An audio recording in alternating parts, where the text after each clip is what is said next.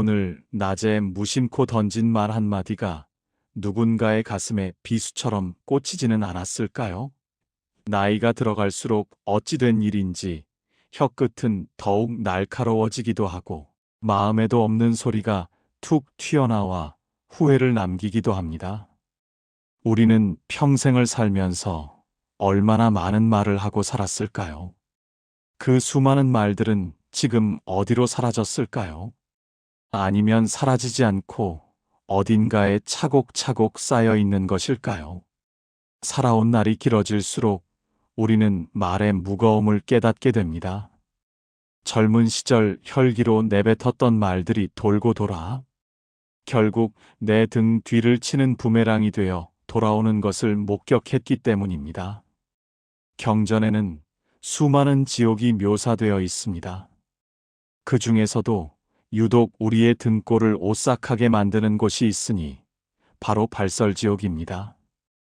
혀를 뽑아 그 위에서 소가 쟁기를 끌고 밭을 간다는 끔찍한 곳입니다.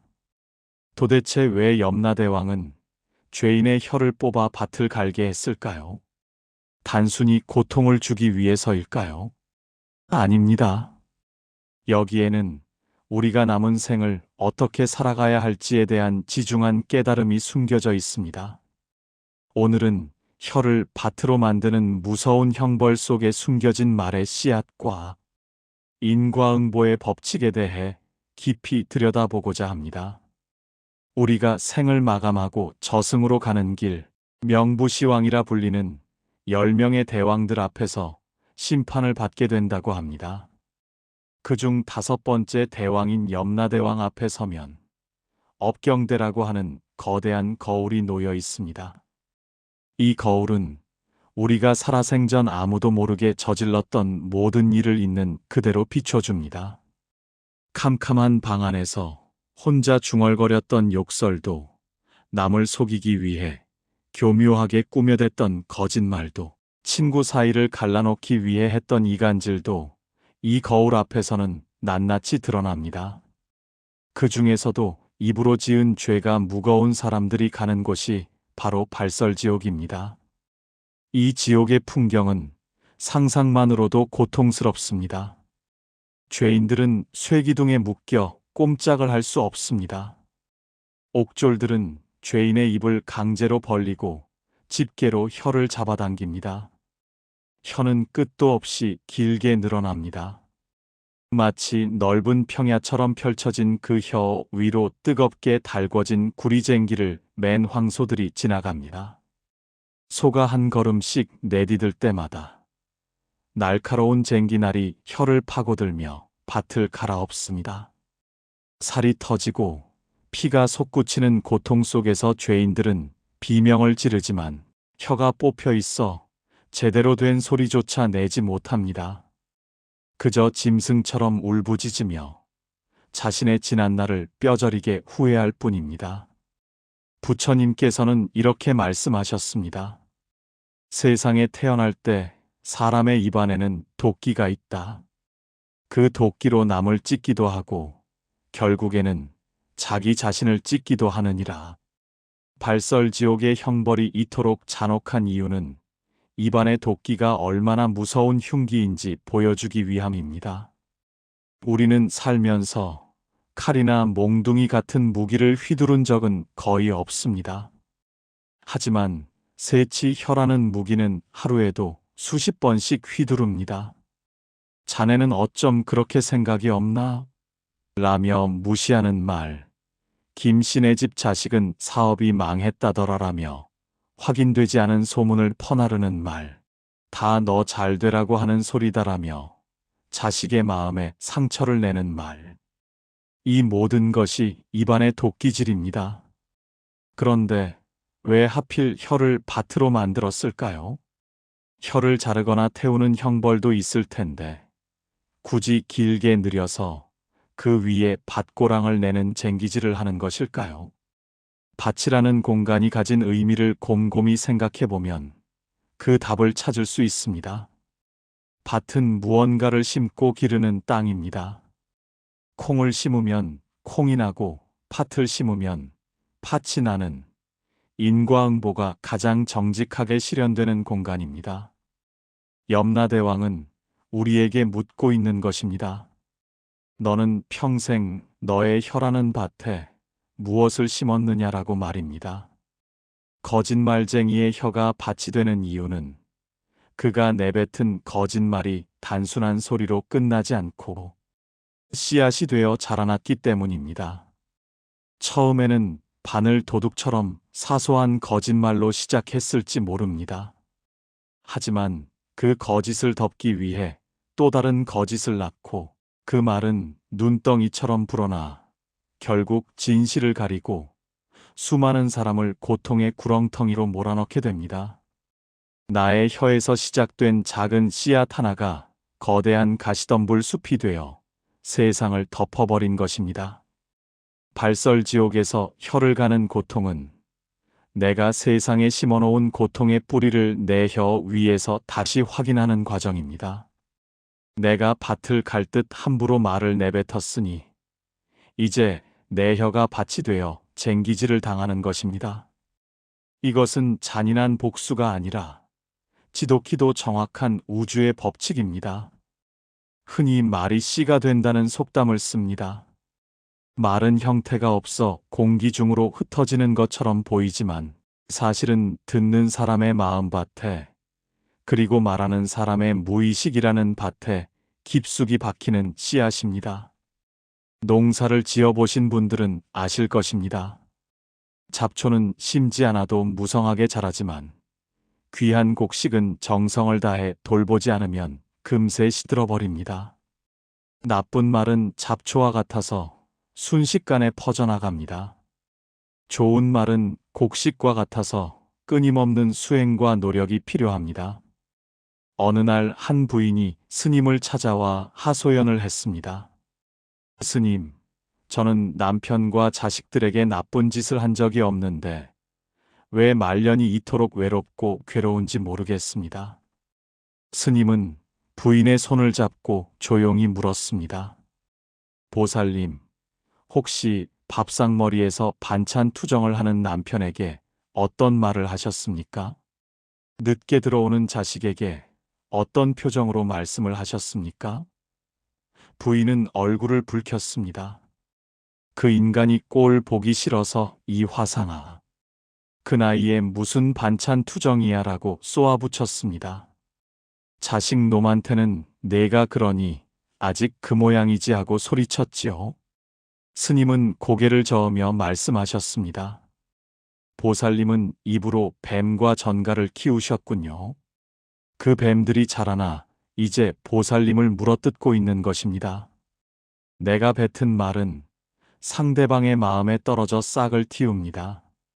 당신 덕분에 살맛이 납니다 라는 따뜻한 말을 심으면 배우자의 마음에는 고마움과 사랑이라는 꽃이 핍니다. 그 꽃 향기는 다시 나에게로 돌아와 나의 노년을 향기롭게 만듭니다. 반대로 당신이 해준 게 뭐가 있어라는 원망의 말을 심으면 배우자의 마음에는 분노와 증오라는 가시나무가 자라납니다. 그 가시는 결국 자라서 나를 찌르게 됩니다. 이것이 바로 말의 인과응보입니다. 내가 뿌린 대로 거두는 것입니다. 지금 내가 겪고 있는 인간관계의 갈등, 외로움, 서운함의 상당 부분은 어쩌면 아주 오래전 혹은 바로 어제 내가 무심코 뿌린 말의 씨앗들이 자라난 결과일지도 모릅니다. 부처님께서는 입으로 짓는 4가지 업, 즉 구업을 특히 경계하셨습니다. 첫째는 망어, 즉 거짓말입니다. 없는 사실을 지어내거나 사실을 왜곡하여 남을 속이는 것입니다. 둘째는 양설, 즉 2가지 혀를 놀리는 이간질입니다. 이 사람에게 가서 저 사람 욕을 하고 저 사람에게 가서 이 사람 욕을 하여 사이를 갈라놓는 짓입니다. 셋째는 악구, 즉 험한 말입니다. 욕설이나 비방으로 남의 인격에 상처를 입히는 것입니다. 넷째는 기어, 즉 꾸며대는 말입니다. 겉으로는 번지르르 하지만 속에는 진실이 없고 아첨이나 유혹으로 남을 홀리는 말입니다. 이 네 가지 구업은 모두 혀라는 밭을 황무지로 만드는 행위입니다. 밭이 황무지가 되면 아무리 좋은 비료를 줘도 곡식이 자라지 않습니다. 마찬가지로 구업을 일삼는 사람의 인생에는 복이 깃들지 않습니다. 아무리 절에 가서 불공을 드리고 기도를 해도 돌아서서 남을 험담하고 거짓말을 한다면 그 공덕은 밑 빠진 독에 물 붓기입니다. 입이라는 구멍으로 복이 줄줄 새어나가기 때문입니다. 발설지옥에서 쟁기로 혀를 가는 형벌은 이렇게 굳어버리고 황폐해진 마음의 밭을 억지로라도 갈아엎어 새 흙이 나오게 하려는 고통스러운 정화의 과정일지도 모릅니다. 하지만 죽어서 그런 끔찍한 꼴을 당하기 전에 살아서 내 입의 밭을 스스로 갈고 닦는 편이 100번 낫지 않겠습니까? 말 한마디 잘못해서 공든 탑을 무너뜨리기도 합니다. 여러분은 이미 숱한 경험을 통해 이를 알고 계실 것입니다. 젊은 날 홧김에 내뱉은 이혼하자는 말이 평생의 멍해가 되기도 하고 사업에 실패한 친구에게 건넨 따뜻한 위로 한마디가 훗날 그 친구가 다시 일어설 수 있는 지팡이가 되기도 합니다. 말은 보이지 않는 힘입니다. 물은 그릇의 모양을 따르지만 말은 마음의 모양을 따릅니다. 내 마음이 뾰족하면 말이 가시가 되어 나가고 내 마음이 둥글면 말이 솜니불처럼 포근하게 나갑니다. 우리는 흔히 남이 나에게 상처 준 말만 기억합니다. 그때 시어머니가 나한테 어떻게 그런 모진 말을 할 수 있어? 며느리가 나한테 전화 한 통 없이 어떻게 그럴 수 있어 하며 서운해합니다. 그 서운한 말들을 가슴속 깊은 곳에 썩지 않는 쓰레기처럼 보관하고 있습니다. 그러면서 정작 내가 남에게 던진 쓰레기는 기억하지 못합니다. 내가 남편에게, 아내에게, 자식에게, 친구에게 무심코 던진 오물 같은 말들은 잊어버리고 삽니다. 하지만 염라대왕의 업경대는 그 모든 것을 녹화하고 있습니다. 내가 잊고 싶었던, 내가 외면했던 나의 비겁한 입놀림을 낱낱이 기억하고 있습니다. 발설지옥에 속아 끄는 쟁기는 멈추지 않습니다. 혀가 다 갈리면 다시 새살이 돋아나고 또다시 쟁기질이 시작됩니다. 끝없는 고통의 반복입니다. 이것은 습관의 무서움을 보여줍니다. 살아생전 거짓말을 밥 먹듯이 하고 남을 헐뜯는 것이 습관이 된 사람은 죽어서도 그 습관의 굴레에서 벗어나지 못합니다. 혀가 밭이 되어 갈리는 고통을 겪으면서도 왜 내가 이런 벌을 받아야 하느냐며 억울해하고 또다시 마음속으로 악담을 퍼부을지도 모릅니다. 그래서 수행이 필요하고 참회가 필요합니다. 지금 이 순간 나의 말을 돌아봐야 합니다. 무서운 지옥의 이야기를 듣고 나니 마음이 무겁고 입을 떼기가 두려우실지도 모릅니다. 하지만 너무 걱정하지 않으셔도 됩니다. 부처님께서 지옥을 말씀하신 이유는 우리를 겁주기 위해서가 아니라 지금 여기에서 더 행복하고 평화롭게 사는 법을 알려주기 위해서입니다. 이미 지나간 말은 주워 담을 수 없습니다. 엎질러진 물과 같습니다. 하지만 앞으로 채울 물은 깨끗하게 유지할 수 있습니다. 혀라는 밭을 갈아엎는 고통을 피하기 위해 우리가 지금 당장 실천할 수 있는 가장 좋은 농사법은 무엇일까요? 그것은 바로 침묵이라는 걸음을 주는 것입니다. 농부가 밭에 씨앗을 뿌리기 전에 가장 먼저 하는 일은 땅을 고르는 일입니다. 잡초를 뽑아내고 흙을 부드럽게 뒤집어주며 땅이 숨 쉴 시간을 줍니다. 우리네 입도 마찬가지입니다. 쉴 새 없이 말을 쏟아내기만 하면 입안의 밭은 척박해지고 거칠어집니다. 가끔은 입을 닫고 침묵해야 합니다. 불교에서는 이를 무건이라고 합니다. 무건은 단순히 말을 안 하는 것이 아닙니다. 내 안에서 올라오는 거친 생각들이 입 밖으로 튀어나가기 전에 잠시 멈추어 바라보는 것입니다. 화가 머리끝까지 났을 때를 생각해 보십시오. 그 순간 내뱉는 말은 대부분 후회할 말들입니다. 화가 났을 때는 억지로라도 입을 꾹 다물어야 합니다. 흙탕물이 든 컵을 가만히 두면 찌꺼기는 가라앉고 맑은 물만 남듯이 입을 닫고 마음을 가라앉히면 화는 저절로 사그라듭니다. 그때 비로소 상대를 살리는 맑은 말이 나올 수 있습니다. 나이가 들수록 말이 많아지는 것은 외로움 때문이기도 하고 내가 아직 건재하다는 것을 확인받고 싶은 욕구 때문이기도 합니다. 하지만 진정한 어른의 품격은 현란한 말솜씨가 아니라 깊은 침묵과 그 뒤에 나오는 신중한 한마디에서 나옵니다. 입을 열기 전에 세 개의 문을 거치라고 했습니다. 첫 번째 문, 이것이 사실인가? 두 번째 문, 이것이 필요한 말인가? 세 번째 문, 이것이 친절한 말인가? 이 세 개의 문을 통과하지 못한 말은 입 밖으로 내보내지 말아야 합니다. 사실이라 해도 굳이 필요 없거나 친절하지 않다면 삼키는 것이 낫습니다. 남의 흉을 보는 자리는 슬그머니 피하고 확인되지 않은 소문은 내 귀에서 멈추게 하십시오. 나의 혀가 남의 허물을 실어 나르는 수레가 되지 않게 하십시오. 이것이 내 입의 밭을 옥토로 만드는 첫걸음입니다. 침묵을 배우면 비로소 남의 말이 들리기 시작합니다. 내 주장을 멈추면 자식의 한숨 소리가 들리고 배우자의 지친 목소리가 들립니다. 그때 우리는 비로소 소통할 수 있습니다.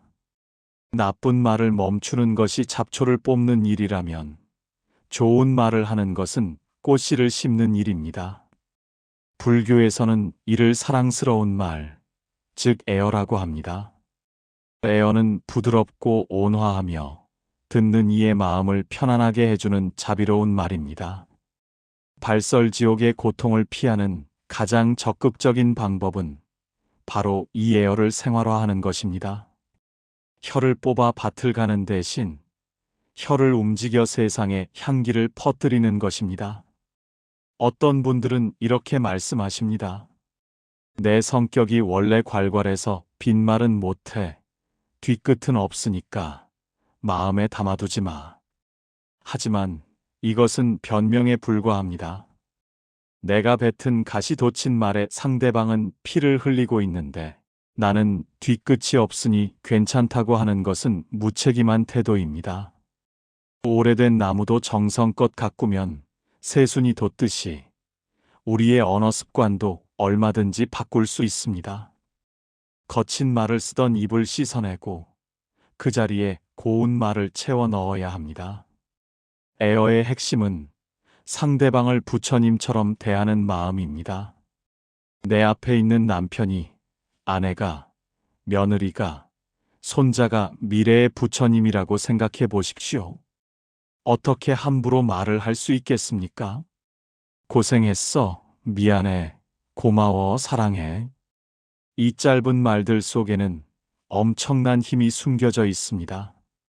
겨울바람처럼 차가운 비난은 사람의 옷깃을 여미게 하지만 봄볕처럼 따뜻한 칭찬과 격려는 사람의 마음을 활짝 열게 합니다. 특히 가족에게 하는 말은 더욱 조심해야 합니다. 가깝다는 이유로, 편하다는 이유로 우리는 가족에게 가장 많은 구업을 짓습니다.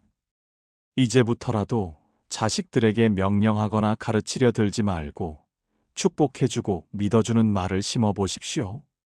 왜 아직도 결혼 안 하니? 라는 걱정 대신 내가 행복하게 사는 게 나한테는 제일 큰 효도다라고 말해보십시오. 용돈 좀 보내라는 말 대신 너희들 목소리 들으니 힘이 난다고 해보십시오. 신기하게도 내가 좋은 말을 심으면 자식들도 나에게 좋은 말로 보답하게 됩니다. 집안에 웃음꽃이 피고 냉랭했던 공기가 따스하게 바뀝니다. 이것이 바로 살아서 누리는 천국입니다. 또한 나 자신에게도 좋은 말을 해주어야 합니다. 평생 가족을 위해 희생하며 살아온 나 자신에게 그동안 고생 많았다. 이만하면 잘 살았다. 나는 참 소중한 존재다라고 다독여 주십시오. 내 혀가 나를 위로하는 도구가 되어야 합니다. 스스로를 비하하거나 신세 한탄을 하는 말은 내 영혼을 갉아먹는 해충과 같습니다. 긍정적이고 희망찬 말을 자주 읊조리면 뇌는 그것을 사실로 받아들이고 우리 몸과 마음을 건강하게 만듭니다. 말에는 각인력이 있어서 내가 하는 말대로 내 인생이 흘러가게 되어 있습니다. 아이고 죽겠다를 입에 달고 살면 정말 죽을 일만 생기고 감사합니다를 달고 살면 감사할 일이 줄을 잇습니다. 지금까지 발설지옥의 모습과 그 속에 담긴 말의 인과응보에 대해 이야기 나누었습니다. 염라대왕이 거짓말쟁이의 혀를 밭으로 만든 이유는 우리에게 말은 씨앗이니 심은 대로 거둔다는 진리를 뼛속 깊이 새겨주기 위함이었습니다. 혀는 잘 쓰면 세상을 구하는 보검이 되지만 잘못 쓰면 나를 찌르는 흉기가 됩니다. 우리가 세상을 떠날 때 가져갈 수 있는 것은 아무것도 없습니다. 평생 모은 돈도, 금쪽 같은 자식도, 명예도 다 놓고 가야 합니다. 하지만 유일하게 가져가는 것이 있으니 바로 내가 지은 업입니다.